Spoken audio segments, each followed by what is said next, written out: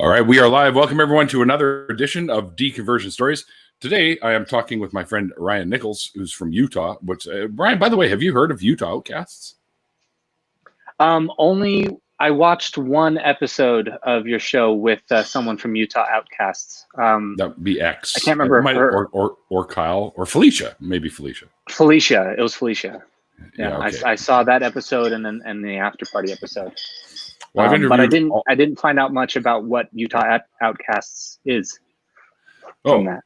I see. Well, they're basically a group of atheists that get together and do monthly podcasts for their patrons, and then they do all sorts of stuff. And he does one every week that he chops up and releases over time, like a little segment here, a little segment there, every day he'll release a little something. And I'm going to be on their show again for the third or fourth time now, I think, coming up on the 28th. So. Okay. I'll be sure to check that out after this. Yeah, it's they're great folks, and they're a lot of fun to hang out with, and we usually have a really rip-roaring time on the show. You know, all of us, of course, are having a few brewskis and letting it fly, right? So, and I've been a lazy bastard. I think so. On Facebook, they do. Well, do they have like a physical community presence in like southern Utah? That's where I am at. I'm not entirely sure. I think they do stuff like that once in a while, but I'm not entirely sure. Let me move that back. But anyway, all that aside, what I do here is I talk to people about their journeys away from their previous belief systems, whatever they were. Yeah. Right? It could be religion. It could be pseudoscience shit like crystal healing, that kind of thing, which I'm working on. I'm working on getting an ex-guru to come on the show who used to do that crystal healing and pyramid power and all that other garbage. So she should be an interesting interview if she agrees to do so. Okay.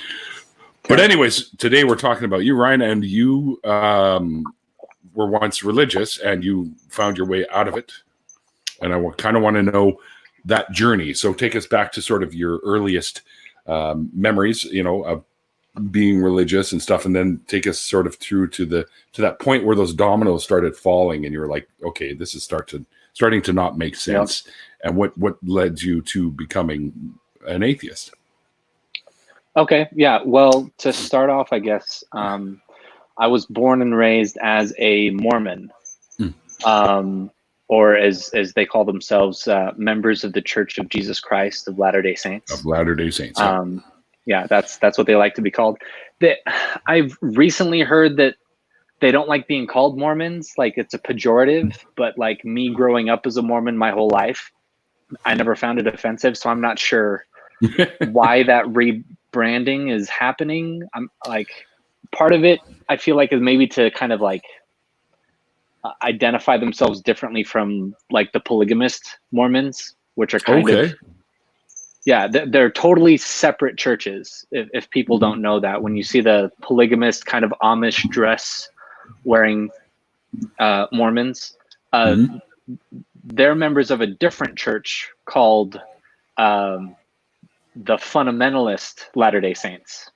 Okay. They're the ones that are on the correct path too, I assume. According to them, yeah. Like I had a pretty long part of my journey out was actually learning about the fundamentalist church and what they thought was proper gospel and canon compared to what the Mormons thought. And I'm just like, really? Like, you guys thought this and I'm thinking this, and like, how come there's such a disconnect there? Like it comes back to you've heard of Joseph Smith, the founder of the Mormon Church. I've heard of him. So his successors that came after him, the additional prophets, somewhere in that split, I think it was Joseph Smith, and then Brigham Young is the one that brought the Mormons to Utah, and then John Taylor, I think, is the third official prophet of the LDS Church. But the fundamentalists believe that he was influenced by Satan to ban the practice of polygamy, and so a sect of them broke away, led by, I think it was Joseph Smith's son. I think it was like Joseph Smith's son and his wife, Emma Smith. They broke away and kind of formed their own they're like, no, we're the real church, the real believers, because we're sticking to this polygamist ideology. And so they just kind of split off from there, and it's all sorts of crazy now. But well, let's not forget that many of the scriptures allow men to have more than one wife, right? yeah, and that's the idea behind it, is that the Abrahamic gospel, Abraham, Isaac, and Jacob, that's kind of the gospel that the Mormon church follows. And they all had multiple wives. It was part of their community, their patriarchal society, was that you had the leader, and then he had these many wives as their like nation. And so the teaching in the Mormon church is that God brought back, you can't have the restored gospel of the church of Christ without bringing back something like polygamy. Right. So mainline LDS say, okay, so we brought it back for a little while, and then we got rid of it because we just needed it for a little while to restore the church, and then we could, do what we needed to do and then move on. But for sure, I'm going to add on to that later, because that's part of my my little disconnect why I started leaving. Anyway, so I was born in Las Vegas. That's where I was born and raised, grew up in the church. My family, my relatives, they were all Mormon. But of my group of friends, I was the only one. Well, there was me and my best friend that I went to church with. But our other group of like 7 other people were all different things. Like there was a girl who was Catholic. There was another girl who was like pagan, I guess, because her parents did like Wiccan. Oh yeah, sure. Like I remember her mom and grandma talking about how they had like they were like a level 2 black witch or something. Yeah, I know what you mean. I was Wiccan for a little bit too myself. So yeah, I wish I had just asked them more questions, but I think just the way I'd been raised, like anything that was like in that kind of realm, it was like, oh, stay away, don't ask questions, just kind of ignore it. But I was friends with these people. I was friends with a girl whose parents would drink beer, and like to my family that was horrifying. Like when my mom found out that I came home from where the parents had been drinking alcohol, my mom was mortified. And I'm sitting here drinking schnapps right now. Schnapps. Yeah. Which flavor? Peach? Peach, yeah. That's the good classic one. Fuzzy navel. Yeah. But so up until I was 14 was when I lived in Vegas, and I just accepted all of it. It was pure indoctrination. I never considered for a moment that any of it wasn't true. Like that question of, well, is that like they teach me something in Sunday school, and my response would be like, oh yeah, okay, that's new information for me. And never once did I think, really, is that really how it went? Because that doesn't make sense. So it was just pure indoctrination. Sundays were set apart as a holy day where I couldn't watch or interact or read or do anything that didn't invite the spirit, is how my mom would call it. So I could watch like church videos, or I could watch her favorite shows like Pride and Prejudice and Sense and Sensibilities, and Disney movies were on the okay list. Like certain things we couldn't watch on Sundays. When I was a kid, Disney always aired on Sunday anyways, the hour and a bit or whatever of the Disney Sunday night Disney movie or whatever the fuck it was that they had at the time. So. But I had to watch The Simpsons in secret. I couldn't watch The Simpsons. The Itchy and Scratchy Show was enough to send my mom off on a rant. She was objectionable to Pokemon for a while. Because I mean, they're called pocket monsters. And so she's like, you're playing with monsters. And I'm like, yeah, but they're cute. I mean, just look at like Pikachu and Togepi. It's like, but they're monsters and they're forced to fight each other. And she kind of has a point there. Like if Pokemon was real life, that's like real animal cruelty right there. It's like Yeah. Keeping them in these tiny little balls and then forcing them to fight each other. There's a bunch of really funny cartoons about like the reality, or like if Pokemon was reality, how messed up it would actually be. Yeah. Yeah. Harry Potter was a big no-no. I wasn't allowed to read Harry Potter. I would actually ditch church and I would hide on the wall behind a shed that we had in our backyard, and I'd prop myself up on the wall and I'd read a book. I'd read Harry Potter, and that was like my getaway. Like other kids nowadays, like, oh, I'm going to take your Xbox, or I'm going to take your TV. It's like, for me, it was like, no, I'm going to take your books. Like, you're not allowed to read. Yeah. And looking back on that, like discouraging kids from reading and learning, like that's insanity. Like not letting your kids like obtain knowledge in whatever form, and then like giving what they're like, taking what they're learning and then giving it a context in a way that you can, that is healthy. You know, you don't want your kids reading something that influences them badly. But so long as you're helping them learn along with what they're reading and giving it a good context, you know, you can read almost anything. It wasn't that the whole idea about like the book burning in the 60s? Was it the 60s where they had a lot of book burnings? Yeah. That's totalitarianism. That's like dictators and shit like that. They don't want the information. Yeah, it's like we don't want these kids reading. We don't want these people learning. It's like, keep them in the dark, keep them dumb. Yeah, like I get what you're saying. Objectively, that the content in some of these books is pretty questionable, but you need to teach them about the context, about like the lessons those books are teaching, kind of a thing. Sure. I mean, let's face it. I mean, I'm sure some of the content may be objectionable, but it's still fantasy, and you should, and especially when it's fantasy. Yeah. The thing that actually started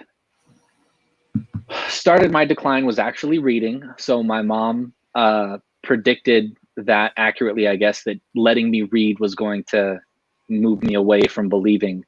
But the series that I read was called The Sword of Truth by Terry Goodkind. And looking back on it now, it's actually like very like libertarian, like conservative even type fiction. But it didn't teach me that at all. I'm straight up liberal. I'm straight up progressive liberal. So the book didn't teach me that. But one of the lines in there was what kind of started the whole domino effect. Was there's a part in the book where there's this imperial order army that's marching on the new world, and they're raping and killing and pillaging, and they're doing all of it in the name of the creator, of the god of that world. And someone else in the new world army comments on that, and it said, how are they so convinced that what they're doing is in the name of the creator, when all of the things that they do are completely contradictory to what they're trying to teach? And how can they feel so righteous? And one of the guys that's kind of like the moral leader in the book said that no army ever marched into battle thinking that the creator had sided with his enemies. And for whatever reason, that line hit me, and I started thinking about real world history and real world wars. And you go back to like this story in the Bible with like the Palestinians and the Ark and the Covenant, where they're fighting over this object of God's favor, and depending on who had the Ark, they believed that they had God's favor and that they were going to win the next battle against the other guys. Sure. And you just start to think, okay, so for thousands of years, all of these people have thought that they were doing the right thing, that they knew what the truth was. And as far as we can tell, history's played out where the older religions that have died or are dying, they've been proven wrong. But what's the difference in like what validates someone's faith now more than the faith that those people had then. So you've got the people that had faith that has been proven wrong. It's been proven to be a delusion. And then you have the people that have faith now that haven't been proven wrong yet. And they're both equally valid. What reason do these new guys have to think that their faith is any more true than the older faiths? And that's what I started thinking about myself as a Mormon. Like how do I justify believing this on faith if that faith is no more valid than all of these old religions that have gone to war and fought and killed for what reason, you know? I don't know if I would say that the older beliefs or religions were proven wrong necessarily, because it's just that people don't believe in them because there was new ones that popped up over time that they would jump on, and because people would claim that this is the right way, and people would jump on, oh, okay, well, maybe I've been doing it wrong. And so slowly but surely, the hundreds of thousands of gods that have been proposed throughout our history sort of get shelved for the next best one, you know, and then societies, you know, and because there's still multiple religions that are alive today that have equally faithful people involved in them. Well, what I mean by proven wrong is you've got the religions where the entire populations were wiped out. The people were killed to a T. People that, you know, these different areas of the world that believed in different gods. And these are dead religions now because the people have all been killed. But there might be a few, but even the Canaanites, they found Canaanite DNA in modern day, like Lebanese people will say. And they were apparently wiped out. So. Oh, okay. Well, yeah. I was thinking about like the Mormon Church. The Book of Mormon is based around the idea of a family from the Middle East, from Jerusalem area in 600 BC that sailed west into the Americas, settled in there, 600 BC. I think it was 600. Wow. I think it was 600 BC. Yeah. Anyone who thinks that I'm wrong on that date, I apologize. If it's 1200 BC, I don't think it was. I think it was 600 BC. They come to the Americas. They settle. There's the father and then his three sons, and then from his three sons and their wives, an entire nation comes forward, and they end up splitting into factions. So his son Nephi and his descendants, who are followers of the faith, are called the Nephites.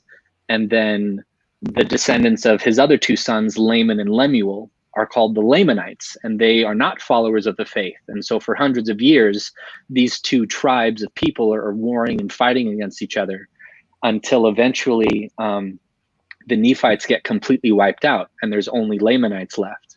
And the Mormon Church taught, I don't know if they're still teaching this, but they taught that modern day Native Americans are the direct descendants of these Lamanites. Okay. And that was one of the yeah, that was one of the points that popped up for me as I started asking questions was if Native Americans are Lamanites, then wouldn't they share DNA with Middle Easterners? I mean, well, they'd have the traits for sure. Yeah, or there would be some sort of like scientifically trackable link. Yep. Between Native Americans and somewhere in the Middle East, right? And apparently there was a whole DNA study done, and there's no link, like other than that they're human. There's no genetic link between Native Americans and Middle Easterners.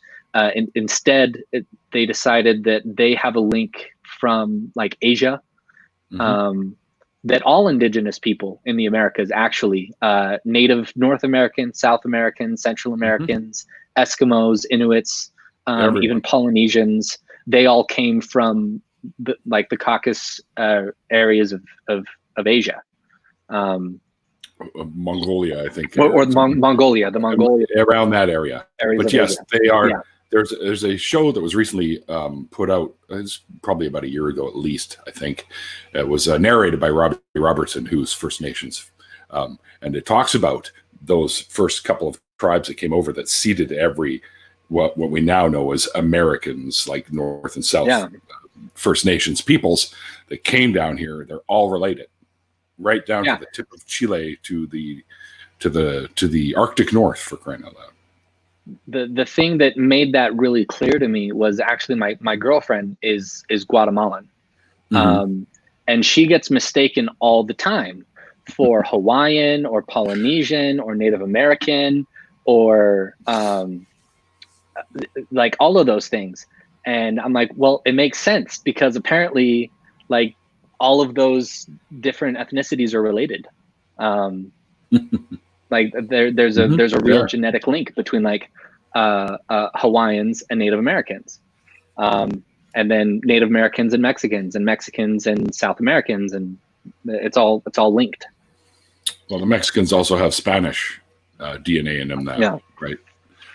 That was blended in when the Spaniards first came over, and now they're showing. Or I was just watching a little thing about it the other day, but now there's suspicion that the Knights of Templar beat Columbus here, and because they were running away from their persecution of whatever the Roman Catholic Church or whatever that was after them, and they fled here and landed off the east coast of Canada, and then moved their way down into the U.S. Well, it wasn't the U.S. then, but and there's all sorts of relics and stuff that they're finding of these guys, and there are First Nations folks there that say, oh yeah, there are stories that come from our ancestors that talk about the men wearing the big crosses and coming over here to hide things and stay out of the reach of the church. The Templars were around what, 1200 AD? Possibly. I'm not entirely sure, but I'm sure somebody in our chat. By the way, if you look up to your right, you'll see that there's private chat and live chat. You can see the comments if you want. I popped them in here that you can easily see once in a while. Okay, yeah, there's a lot of comments there. There's actually people watching. Uh-oh. Yeah, there's lots of people watching. Oh, okay. Yeah. Hi, everyone. Nervous? No, they're all good folks. All I wasn't. They support. Anyway, I'll try not to read anything. Anyway. Well, anything that comes up, I'll pop up, and you can see it at the bottom of the screen anyway. So okay. But yeah, so that was one of the things that became a problem question for me was I've been taught that Native Americans are descendants of the Lamanites from this story, and that seems to not be the case.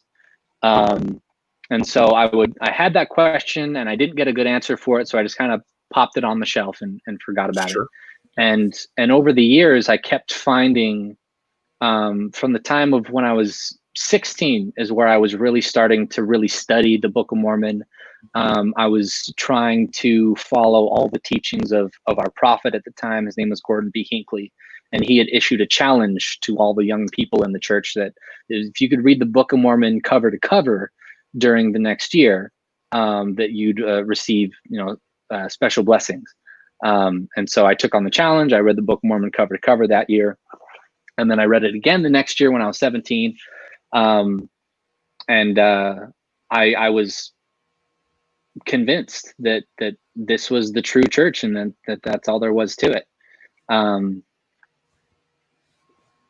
But the next chink in the chain, I guess, was when I was 17, I went to a youth program called EFY. It stands for Especially for Youth. It's kind of like a week-long or a weekend like Mormon camp. Okay. Yeah. Yeah, they've got like different ones around the country. I think there's like, oh yeah. So they've got like a Hawaii one that you could go to. Didn't have the money for that, but they had one up in Provo, Utah. So I went to that one. And it's just all the time, all day long, hour after hour. It's just all religious stuff. Very fun, very uplifting, very friendly. Everyone's very excited. Fun. It's yeah. Depending on your definition of fun. But there was a point at the end of the week where they ask you to, they have a testimony meeting. A testimony in the church is what they call your personal conviction of your belief, of your faith. So when you're asked to bear your testimony, that's you telling from your heart what you know to be true, kind of a thing. And so I spent the whole day thinking about it. What am I going to say? What am I going to share? What do I believe? What I really think? And all of these different little questions that I had kept putting on the shelf and kept ignoring, kept nagging at me. Was Joseph Smith a true prophet? Well, I don't know, because apparently he was convicted or at least accused of being a con man when he was claiming to start the Mormon church. And there's enough questions there that I don't know that Joseph Smith was a true prophet. Is the Book of Mormon true? Well, I can't say that I know the Book of Mormon is true, because there's all these different inconsistencies. There's parts of the Book of Mormon where they talk about giant battles with millions of people on either side that were killed, and horses and chariots that were used in these wars. But the grave sites for these battles have never been found by archaeologists. Right. The chariots and steel that was supposedly used was never found.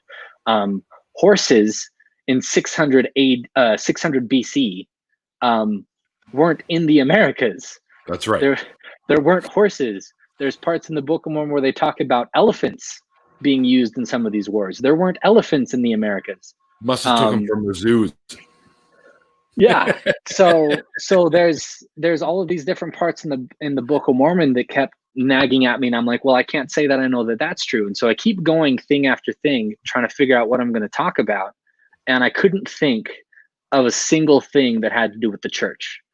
But I didn't want to be embarrassed. So I came up with something to talk about. And the thing that I had a testimony in, an honest testimony, was the power of music.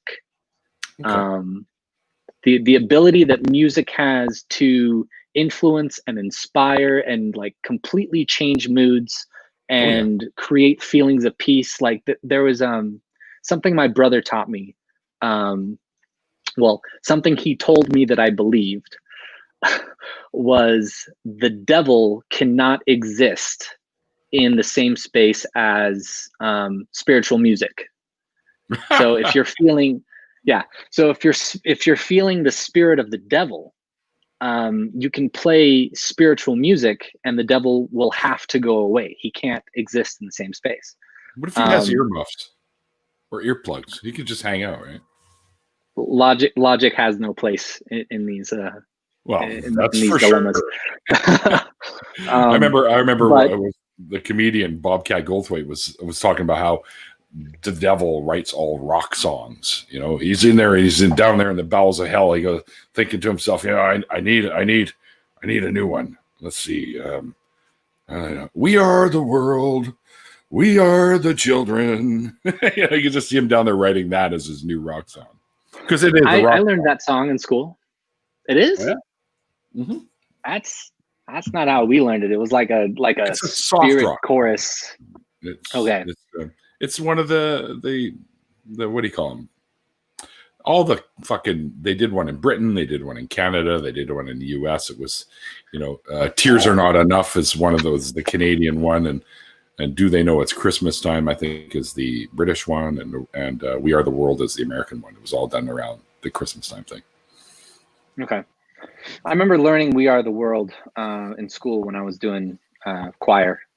Mm-hmm. That's a good one for that. So someone said something about my shirt. I wanted to show it's Dwight Schrute. That's the false. Is The Office. Yeah, it's my favorite show. I love that. I've never seen a single episode, or the British one either. The British one is bad, and the American one was bad. It started off really rough. Like, I didn't want to watch it because I saw a couple episodes at the beginning, and I'm like, this show sucks. But if you kind of suffer through like the first 2 seasons, maybe, they really get into like some better character development. You start to think about some of the characters a little bit differently. And I don't know, like it's been more than 10 years since the series finished. I think it ended in 2009. Yeah, I think is when the something around show that. finished. And I've watched it maybe 20 times all the way through. I never get sick of it. It's like my background music when I'm just at home screwing around, or I put it on when there's nothing else. I have it on when I'm going to sleep sometimes. It's a great show. I got to answer this quick question because we were talking about "We Are the World," the song, and Iris believes that was Michael Jackson. Michael Jackson was one of the singers, but he was not the organizer. It was Quincy Jones, who was also very well known for his TV theme songs at the time. But it was Harry Belafonte and Ken. I want to say Kruger, but I think it's not Kruger. Hang on one second here. Cragen, sorry. Got together, and then Michael Jackson was the first vocalist that they approached to be a part of that, with many other ones. Bob Geldof did the British one, Dave, just so you know. He was the one that helped organize the Tears Are Not Enough. Or Do They Know It's Christmas Time? The Tears Not Enough is the Canadian one. Anyway, carry on. Grumpy old cuss has got to be a former Mormon, because that's a very, very Mormon. That's the usual. That's some of our secret language there. And it's like, yeah, thanks, Grumpy. But yeah, so my own experience. 50, I think, yeah. Sorry. Oh yeah, so my own experience with the music thing was I had a scary movie phase where I just watched scary movie after scary movie. I watched like all of them, like Scary Movie 1, Scary Movie 2, Scary Movie 3. Well, I know. I watched all of those, but like I watched The Ring, I watched The Grudge, okay. I watched I can't remember all the names, but there was like 50 different scary movies that I watched all within like the same like 2-week period. Wow. And none of them scared me at all. Like I didn't get scared. I just enjoyed like being surprised or being jumped horror at. genre. Sure. Yeah. I really liked. I think it was called The Thing, like a really old movie. The 50s one or the 80s one that had Kurt Russell in it? I don't think it was black and white, so I would guess maybe it was the 80s. That's the one that was done by John Carpenter. Okay, hold up. I might have seen both. There was one where there was a dog that was the one. This starts out with the dog, yeah. That's the 80s one? That's the one. That's the John Carpenter one. They also, when they did The Thing again recently, they went from the same scene, but it was from the other side. It was the Finns, I think, where they went into how it all started with them, too. So the one that I saw, there was a helicopter that comes into like an old destroyed site. Yep. And then there was like a random dog there at the base. The husky. Yeah. The husky, okay. Yeah. Okay. That's the version that I saw. That's so I love that movie. There was a movie called I think The Changeling that I really liked. George C. Scott. Very, very low key, like very low budget, but super spooky. Filmed here in Vancouver, by the way. I know the house it was filmed at. Okay. Yeah. So I just watched a lot of movies like that. I'm not a big fan of like the gore genre. Like I watched the first Saw as part of this binge, but I didn't watch the others. I watched Final Destination 1 and 2, but I didn't watch the others. They're terrible. The first one was okay, but the rest of them are just same. I really liked the concept of the first one, but once they started really just kind of glorifying like the death and violence part of it, not a fan. And people are going to make fun of me. The only movie out of all of these that scared the shit out of me was Paranormal Activities. Really? Yeah. I don't know what it was, but I was enthralled with the movie the entire time. And there's only like 3 jumpy parts in the whole film, but I was completely like locked onto the movie the entire time. And at the end of it, I was sincerely terrified. And I was like 19. I can't remember how old I was. I think I was 19. Yeah, I was 19 at the time when I did this, and I was terrified. And the only thing that made me feel better, made me feel safe, was turning the lights was I ran through the house and turned all the lights on, and then I got on YouTube and I looked up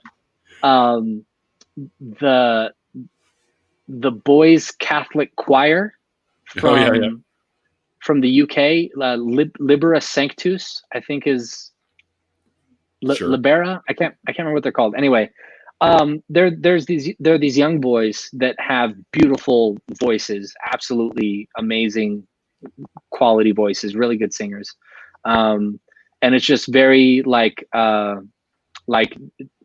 Dios Domine kind of like Catholic music, and that actually helped me feel calm, and it helped me feel safe.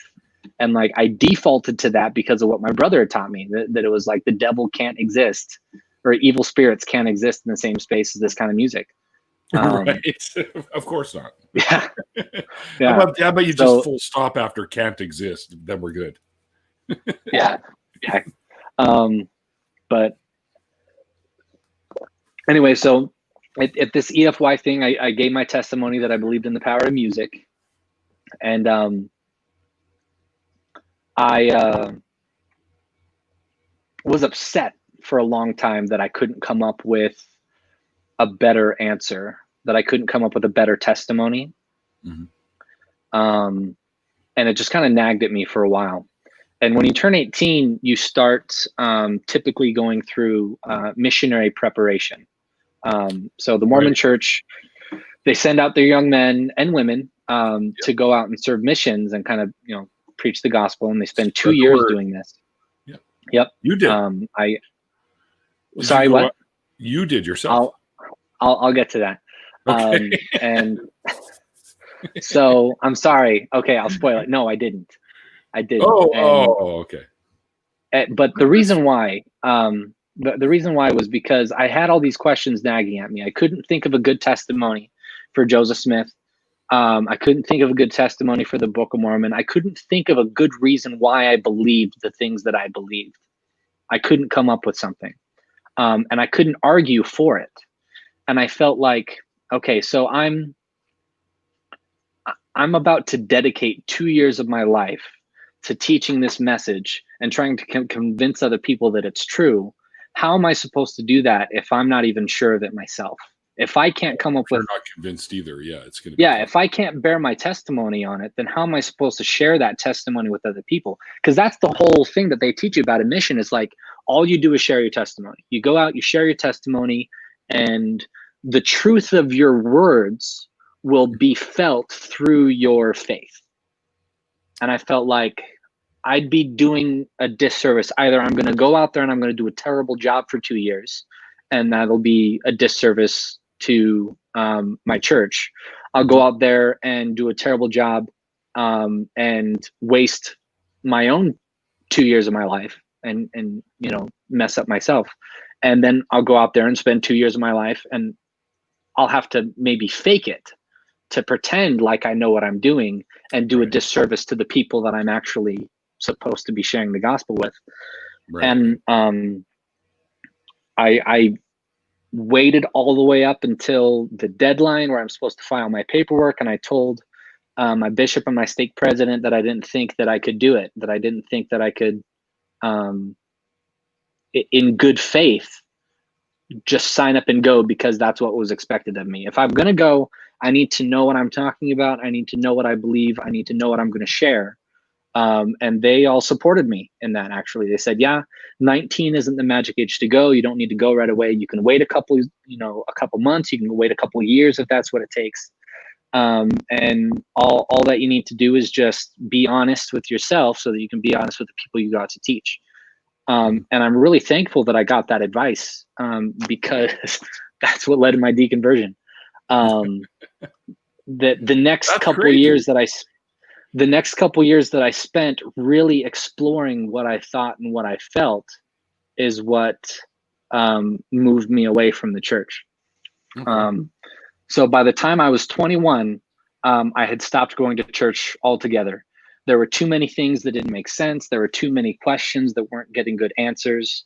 I couldn't have a conversation with the people around me about it. I couldn't talk to my parents about it because they weren't versed well enough or educated well enough in doctrine. They just believed because they were told it was true. Sure. Which is the my case mom for was many people. My mom was born and grew up in the church. My dad was a convert because he wanted to marry my mom. Wow, he really liked her. Yeah. I don't. And my older siblings were all gone at this point. My oldest brother had moved to Missouri. My sister was in Colorado. My other sister was in Seattle. My other brother was in Arizona at the time. And I had my two little sisters. Oh, there's 7 of us. No, but I mean, they scattered. 7. Like they went to like each corner of the U.S. almost or something. Yeah. There's 7 of us. The 4 older ones all scattered. Me and my 2 little sisters were still at home with my parents. I didn't have anyone that I could talk to. There wasn't a format as a Mormon to talk about. You didn't have any secular friends at all that you could No. lean on at all? Really? Okay. No. So let me back up. So when I was 14, I moved from Las Vegas to St. George, Utah. So I went from having a bunch of secular friends or people of different faiths believing, but all of my formative years where I was really getting ingrained in the church, and learning all of these things when I was 14 up until this point when I was 19, 20, 21, completely surrounded by Mormons in St. George. My best friend at the time was a Mormon. All of the girlfriends I had were Mormon. That's a whole nother discussion.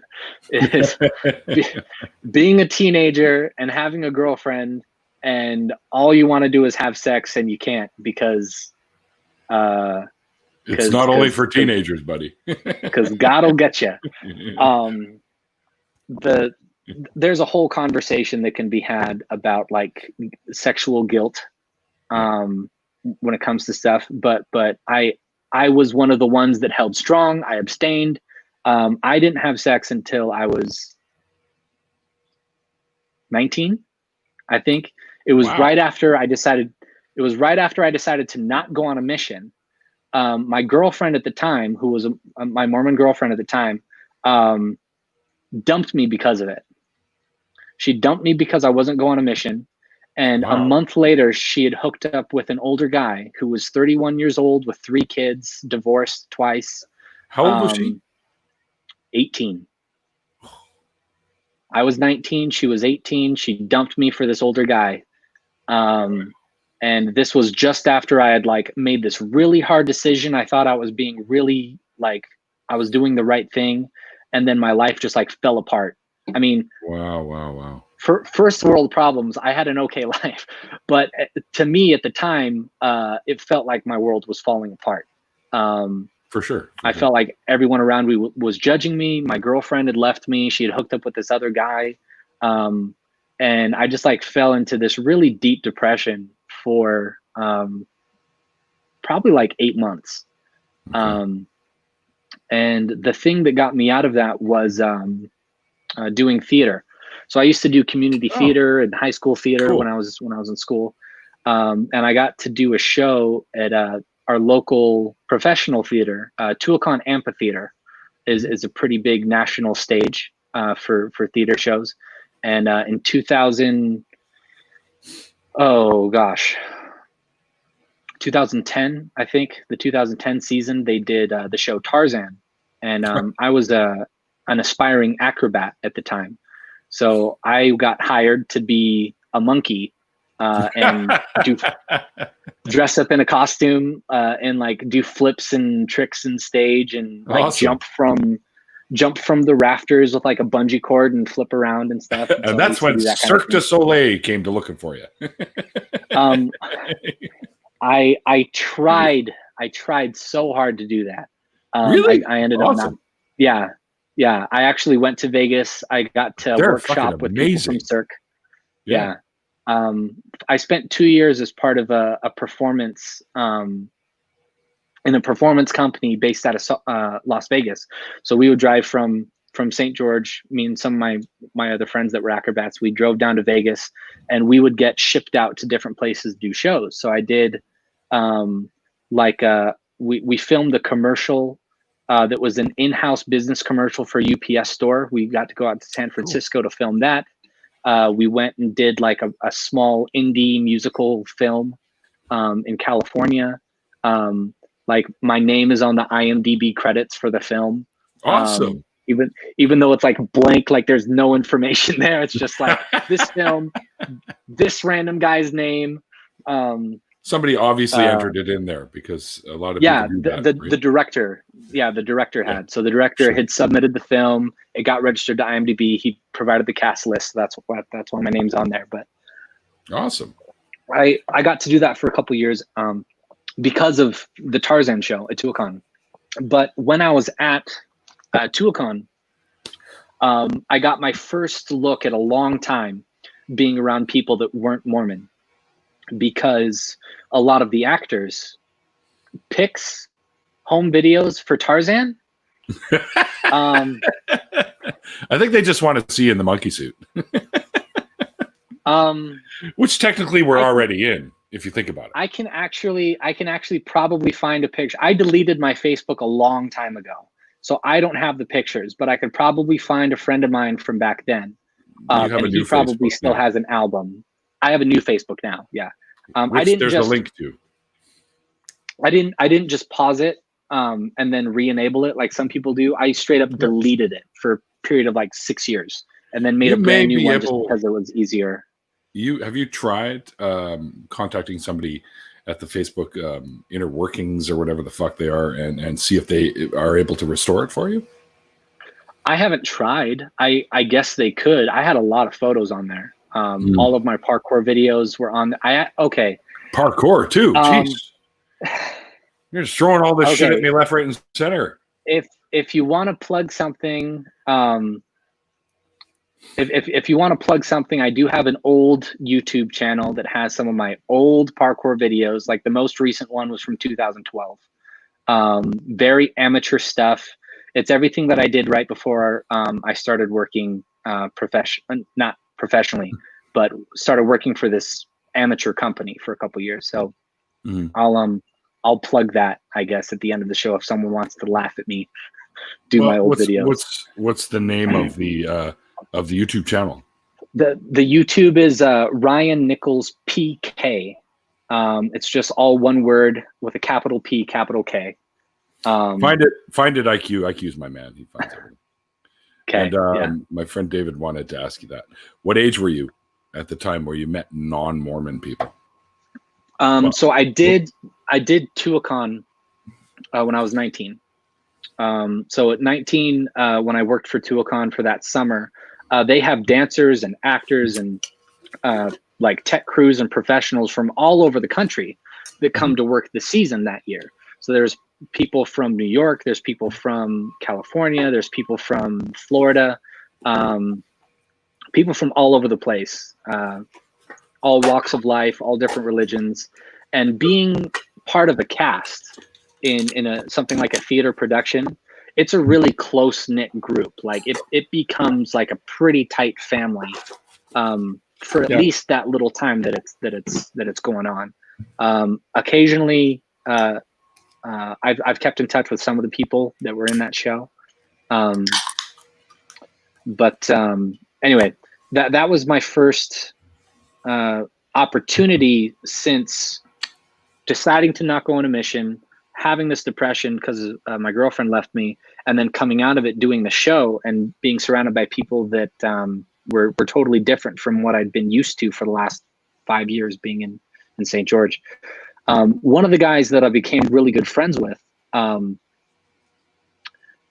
during the whole course of the show, maybe, it took me months to find out that he was gay. And previously, I'd been actually kind of a homophobe. I had this like sure, you're this conditioned to be preconceived that notion. Yeah. So this preconceived notion that all gay people want is just sex all the time. They're all really gross. I had met a couple gay guys that kind of fit that kind of stereotype where because I could tell normal people don't, or not normal people. That's not what I mean. I mean, non-homosexual people don't want sex all the time. Bullshit. Exactly. Exactly. Right. So at the time there was a guy that I had known that was gay. But he kind of gave me like a really kind of a creepy vibe. I feel bad thinking about it now because maybe that wasn't a justified opinion for me to have of him. But at the time, that's how it felt.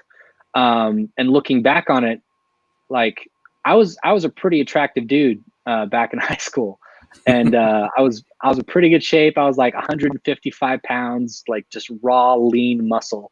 And this guy was eyeballing me all the time. And looking back on it, I'm like, that's how maybe girls feel all the time.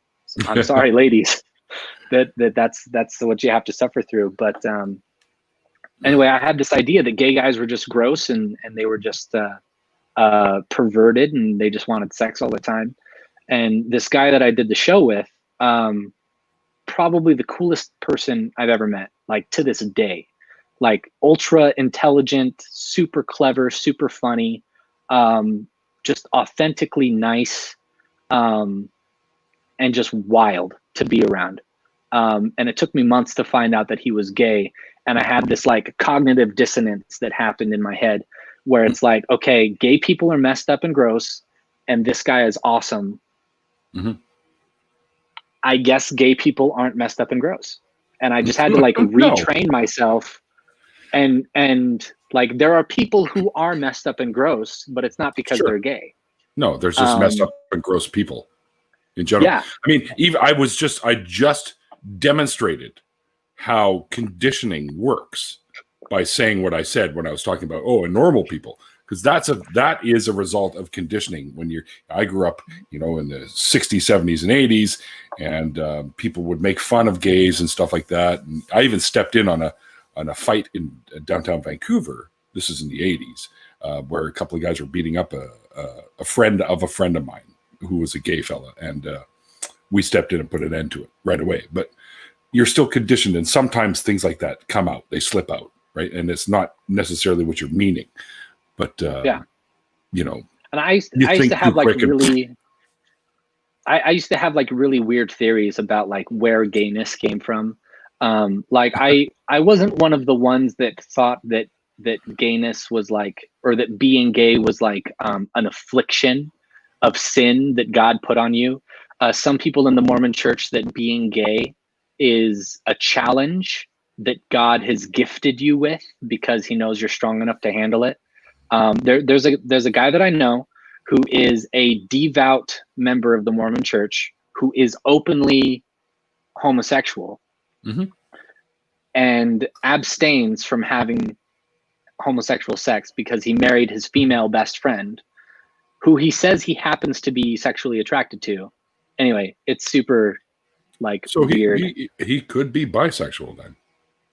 Well, except he says that he's, I don't know, but he says that he's never been attracted to any other woman, any other female. He's never been attracted to. He's been attracted to lots and lots of guys, but his current wife, who was his female best friend in high school, is the only woman he's ever been sexually attracted to.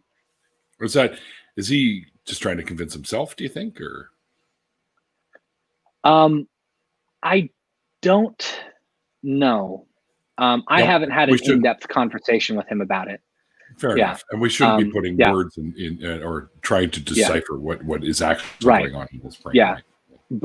But he's just an example of someone who is openly homosexual and yet still a devout member of the Mormon church and follows all the tenets. Blows me away when I hear stuff like that, by the way. Yeah. And yeah, I guess Simply Sexual, I must have changed the channel name a while back. RYAXION. It's pronounced Reaction. No one's ever pronounced it correctly. But yeah, Ryan's videos reaction. If that's the channel's name that those videos are reaction. on. Ooh, I see what you did there. That's cool. I like that. Yeah. So an axion is a certain type of atomic atom, but action and then react anyway. I was trying to be clever and come up with a gamer tag, and I don't think it worked. Anyway, where was I at before the tangent? Oh, gays. About the gays, yeah, about the gay guy that was a devout Mormon. About the gays, yeah. So this guy that I was really good friends with, he taught me how to change my perspective on something and really kind of retrain, like how to change your mind about something. Because you're just faced with undeniable evidence of the contrary to what you had previously believed. So that taught me a little step that I needed on this journey to becoming an atheist, was learning how to change my mind about something that I'd previously thought. But so after that show, and I just kind of started changing the way that I thought about things. I had a falling out with my parkour friends that I'd been performing with, and I burned all the bridges and cut all the ties with them. And I kind of just retreated. Religious or? Yeah. Oh, okay. Yeah. They were all members of the church too. Climbing buildings to God. Yeah. Yeah. But I just kind of retreated into myself and started, I put all my questions on the shelf. I put all my beliefs on the shelf. I kind of just ignored everything. I started playing games a lot. Like I sunk, I can't think how many thousands and thousands of hours into like World of Warcraft. Like I sunk thousands of hours into that game so that I didn't have to think about real life. I know many people that did the same. I obsessed over Dark Souls 1, 2, and 3. I obsessed over for a long, long time. Halo, I obsessed over for a long, long time. And I managed, I got lucky. Within that space, a job that I'd started after I was done performing, I met a girl. We started dating. She was like kind of a kindred spirit. Like she was like a Mormon that didn't really believe in it and didn't really care about believing in it. And we liked a lot of the same stuff. We were both kind of nerdy, both kind of geeky. That's awesome. My current girlfriend. That's my current girlfriend now. We have a son. He turns 5 in 2 days. So we have like a little family now. And for the last 7 years that I've been with her, it's just been me and her. I haven't socialized. I haven't gone out. I haven't made friends. I haven't interacted with anyone because I've been surrounded by people who couldn't accept that I didn't believe in the same things that they believed in. Sure. And so I just kind of had to. Dude, that's horrible. Just deal with it. I'll let you know something right now. I'll guarantee you after listening to this, because I mean, especially when you come to the end of this with this idea that you are trapped in a body of believers all around you, kind of like, Luke and Leia in the Death Star before they got out. They're surrounded by the Empire, and I'm just hiding in that little cubby. Yeah, well, basically, everyone that's watching right now you can probably, after this, call a friend. Yeah. And by the way, we're going to do an after party when we're done here. Can you stick around for a little bit longer for that? Yeah. I've got at least until 9 o'clock. We're going to try to set off some fireworks, or 9 o'clock my time. Which is so I've got at least another hour. Yeah, I've got at least another hour because we're going to light off some fireworks, and then the city's fireworks show starts in 2 hours from now. So. Okay.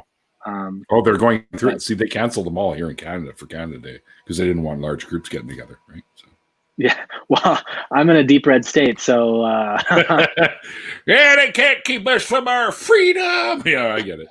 Yeah. Well, but so this last is January. January was the first time I actually found like an online community of atheists. Like, I didn't know that platforms existed or that people existed in communities anywhere, even on the internet, where they talked about things. And the first exposure that I had is I started kind of coming awake finally and coming out of this like seclusion kind of fog was, I think it was a video.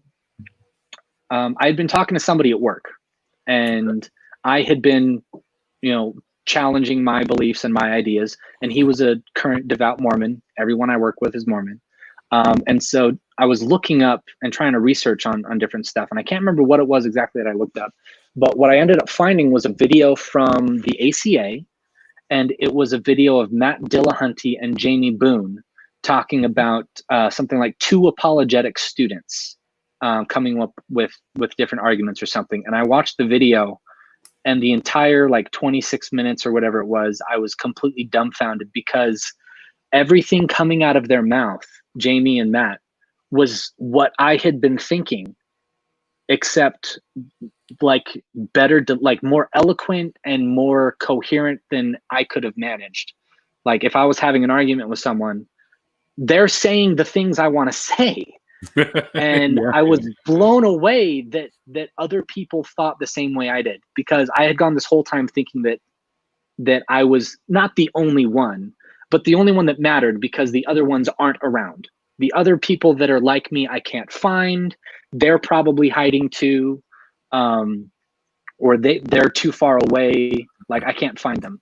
And so to finally see 7:00 cheer for the first responders and nurses and stuff happens every night. 7:00. Yeah.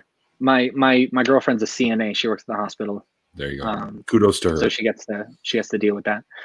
But yeah, so that started a chain of internet binging, where I watched the ACA, I watched the Atheist Experience, I watched Talk Heathen, I found Anthony Magnabosco, and watched his videos. I watched Jimmy Snow, Mr. Atheist, and watched his videos. And so I just started watching all of these. I just recently sent him a shit ton of Yu-Gi-Oh cards, just so you know. Oh, really? He's trying to get back in the game. Yeah. But so I just, for the last 6 months, this has been a train ride for the last 6 months, is just learning all of these things.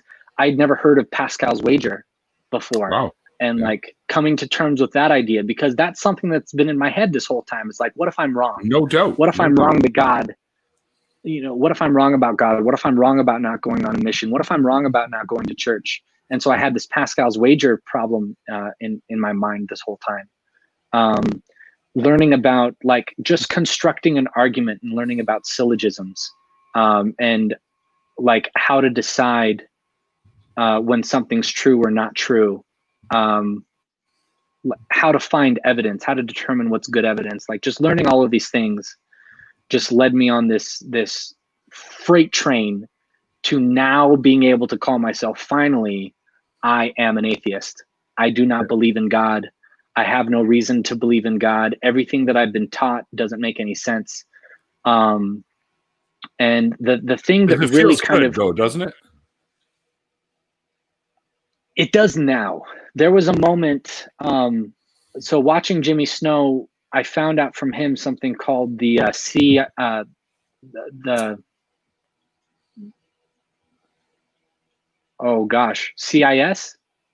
Oh man, what's it called? Something letter. People know what I'm talking about. Maybe letter to a church education system. CES. That's what it's called. Church education system is the Mormon educational system. Yeah. So letter to a CES director was a document written up by a guy named Jeremy Runnels that was a former Mormon.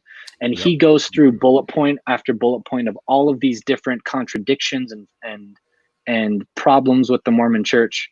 And reading through parts of that, was the nail in the coffin, because I had kind of found my way to calling myself an atheist because I understood that being an atheist just means you don't believe in God. You lack the belief, which is different than you believe there is no God.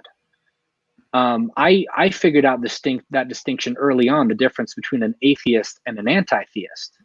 And I was bothered a little bit that people kind of drew a comparison between the two. That's like, hey, there's nothing wrong with being an atheist. If you want to be an aggressive anti-theist, then you're signing yourself up for some kind of criticism, because it's a bad word, because it sounds, when you say anti-theist, it sounds like you're against religious people. Right. And well, no one likes the word anti-anything. The ist is actually referring to you. I'm an anti-theist. When you say that, it's because I'm against religion, not religious people. So I say, yes, I'm into anti-theism because I am against religion because it carries harmful doctrine with it. But I'm not against religious people. You can believe whatever the fuck you want. Just don't throw that shit at my doorstep. That's it. Yeah, but what Christians, or I would say some Christians, and me when I was a Mormon, what I thought an atheist was, and my idea of what an anti-theist was the exact same thing. And that what that meant was that you hated God. Right. Like you could believe in God and hate him for being God, and that's what makes you an atheist. Yeah. Like that's what I thought at the time, and that didn't make any sense. But so I kind of found myself to calling myself an atheist, but I kind of thought, well, if any religion has it right, if any religion is true, it's the Mormon religion. So I'm just going to kind of like stand back and just kind of bide my time. Like when I die, I'll find out, if I was right or if I was wrong. But the Mormon religion is probably the true one. But when I read the CES letter, it completely upended my worldview. And it was traumatizing, I guess. Like I was shaking. I was like convulsing almost. Like it was a weird, like visceral physical reaction when I decided that, oh my gosh, the Mormon church isn't true. Not that, it most likely isn't, or that, maybe God doesn't exist, and kind of like leaving the door open. But when I shut the door on that belief and said, no, the Mormon church is not true, I had like a physical reaction to it that was very, very painful and uncomfortable.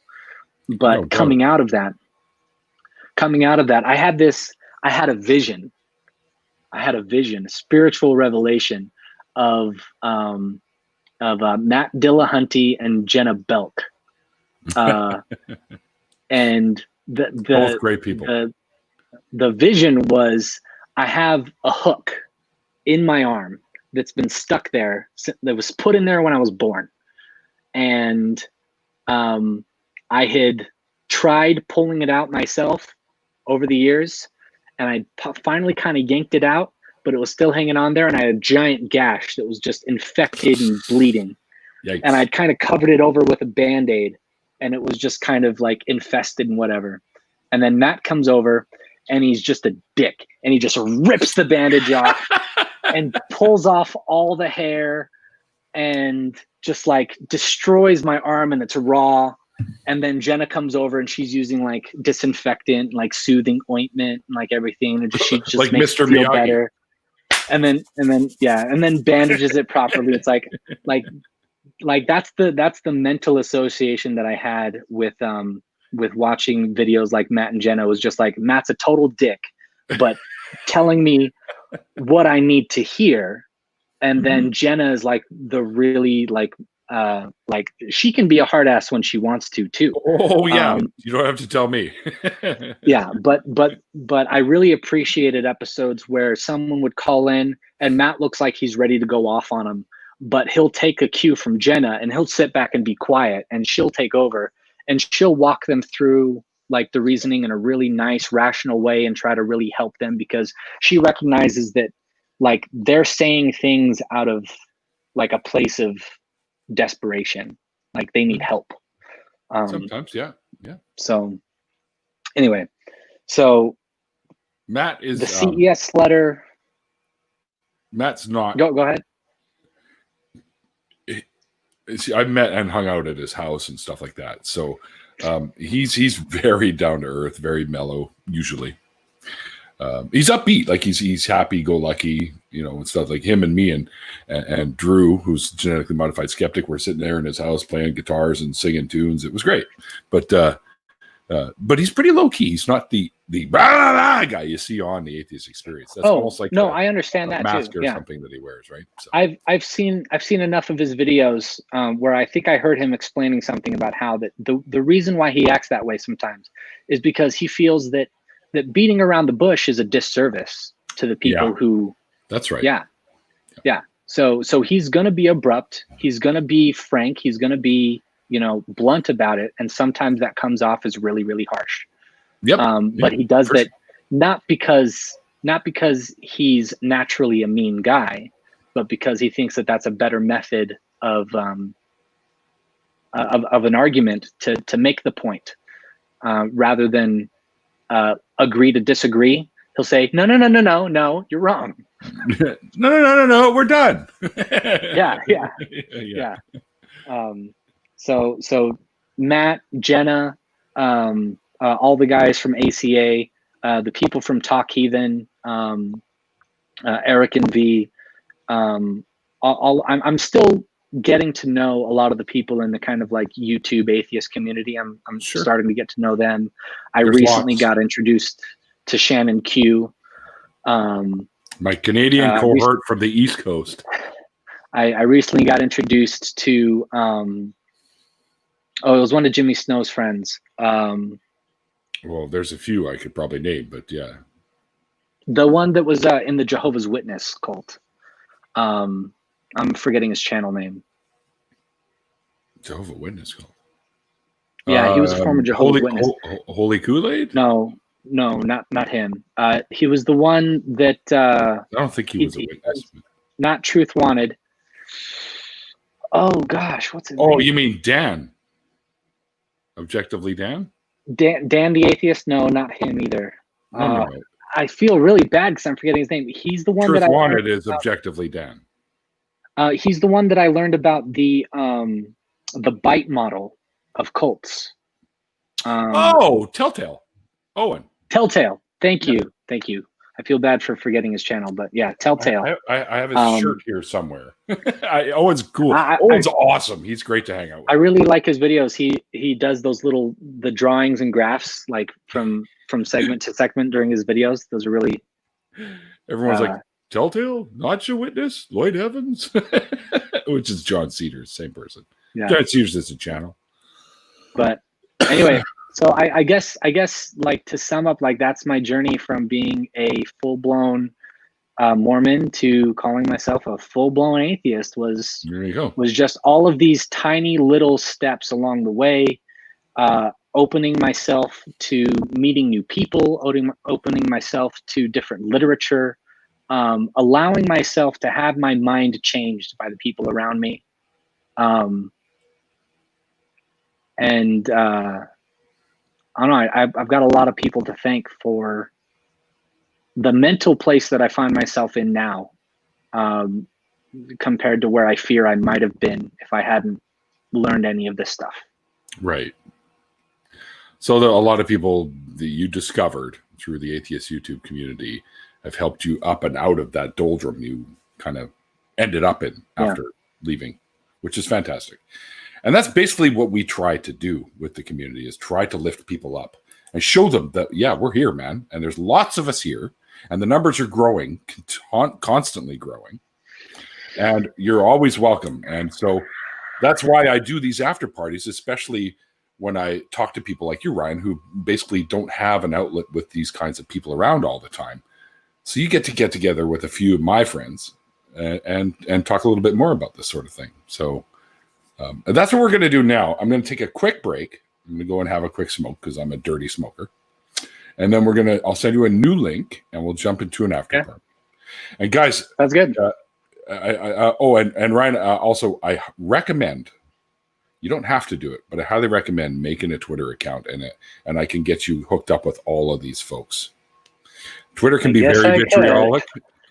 Twitter can be a shit show, but if you stay among the group, of the people that are going to back you up and support you, you're going to be fine. I may make a Twitter because or Discord. Discord's another avenue. I didn't really mention it in the show, but part of another thing I didn't mention that kind of led me towards atheism was politics. I started really getting interested in politics and thinking politically in about 2015, and learning the things that I learned, combined with what I was seeing in politics and how I felt about certain political things, and seeing the disconnect there, it just kind of helped push me further. I wonder why there seems to be a link between the religion. They call it the religious right. I wonder why. There seems to be a link between conservatism and yes. religion. Yes. There is, definitely. Anyway, you are absolutely right on that fact. There's a strong link. I do know religious people that consider themselves to be far more liberal than a lot of the religious right, as you mentioned. They're even though, but okay, I grew up Jewish, and most Jews today are fairly secular, so they're more prone to being liberal than say. Okay, that's fair. That's fair. Right. I say religious right. I guess I'm targeting the evangelical types, the Mormons, the Baptists, the Protestants, etc.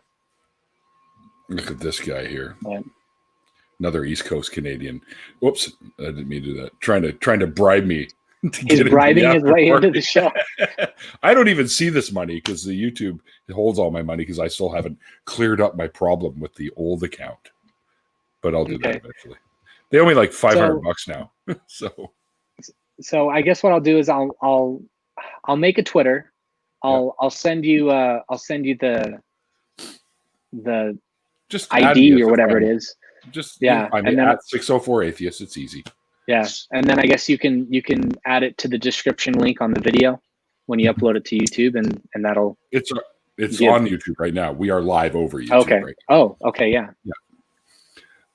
Jewish atheist is a thing too. Yes, Swede. Yes. Because I still consider I'm not giving up on the Passover meals and the Hanukkah meals and all the good New Year meals. Oh, the food is fantastic. So I'm religious stuff. Bring it on.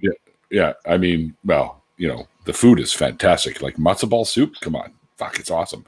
So yeah, I'm culturally Jewish, I guess you could still say. But I got introduced to that idea recently. Yeah, the difference between like a religious Jew versus an ethnic Jew versus a cultural Jew. Cultural Jew, yeah. Yeah. Yep. 100. Okay. Neil the 604 YouTube 100 air. Yeah, I'm just making my millions off YouTube. Not really. So I guess thanks for having me on, and Ryan, thanks for everyone that participated in the chat. It's been a pleasure, and I'm glad you decided to do this and join me today, because now you're going to meet folks that were, they've been where you are, maybe different avenues of doing it, but they've been where you are. And now we're for the most part, one big happy family. But there are outliers out there that are extremists that want to just pull the plug on everything cool that we try to do. No names mentioned, but that's okay. We just push them away now. Yeah, I definitely still want to be able to really have conversations with people, because I still have things that I'm working through. There'll be things that I'll hear in a video, and I'll disagree with something that Matt says or something that Jimmy says. And I'll be like, sure. No, I don't think you're right about that. And I want to have a discussion about it, but that's what it's for. Yeah. So yeah. And anyone that wants to talk about for it. Well, I've tried calling in to Jimmy's show and he doesn't want to talk to me. What? Yeah. Well, okay. Right when I first discovered him, when he first started his new show, The Line, it might have been his first episode. He had Matt Dillahunty on. I was still like I was still like in that like physical deconverting kind of zone. And I did get to call in and talk to him and Matt, because what I was talking in was about the topic. It was about holding on to faith, right? And so I kind of talked to them a little bit about Pascal's wager and my struggle with that. But since becoming more comfortable with calling myself an atheist, it's almost impossible to get on those shows, whether it's the ACA or Talk Heathen or any of those shows if you're not a theist. So I call in, I'm an atheist. I want to talk about something that I disagree with him about something, but it's not necessarily related to religion specifically, because generally we agree on that. So he doesn't want to talk. Interesting. But, hey, I could maybe you can. Well, I mean, let's talk in the after party. I'll bring up some of my ideas, and I'll want to hear what you guys say, so that I'm not, just talking great idea. to a mirror. Great idea. Yeah, and then if you like, you can send him the clip, and he can see what he missed out on. Okay. I can instant message that asshole right now if you want. Yeah. Because he actually. Okay. Anyway, we'll talk about it in the after. We'll do it in the after party, yeah, because we got to wrap this up so that you have at least some time to join us for a little bit. Yeah. Anyways, guys, thank you everyone for joining myself and Ryan. I hope you guys enjoyed our conversation. I certainly did. I hope you enjoyed yourself tonight, Ryan. I did. Thank you very much. Thanks, guys. You're very welcome. And Randolph Richardson is fashionably late as usual, always coming in at the end. But that's okay, Randolph. You can join us in the after party and hang out with us. Anyways, guys, we're going to do that. There is a link to the after party below.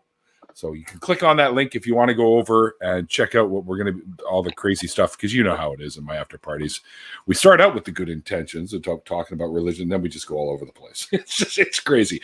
It's like you're on a NASCAR track and one of the guys just goes, and that's it. Everyone's everywhere. Or nap car, as my buddy calls it. Anyway, hope you guys are all doing well. I know the whole coronavirus thing is kind of putting a chink in a lot of our plans this summer. I was able to finally actually get out and go see my dad for a little bit, make sure he was okay and hang out with him for a while. And I did 3 shows from his location, which really kind of annoyed him. He's like, "You're doing your show. I want to go drinking." Like, okay, sorry, Dad. But anyways, so guys, remember to be safe and be well, and above all, be kind. And like the late great Christopher Hitchens once said, and I always say this at the end of my shows, it's called faith because it's not knowledge. And we'll see you guys next time.